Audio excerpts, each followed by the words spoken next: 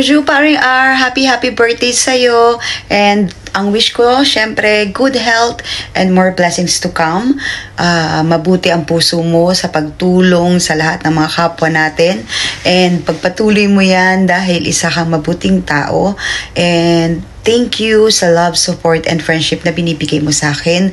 Ramdam na ramdam ko na tuwing magkikita tayo sa mga live stream at kahit saan man, nandyan ka. Thank you talaga.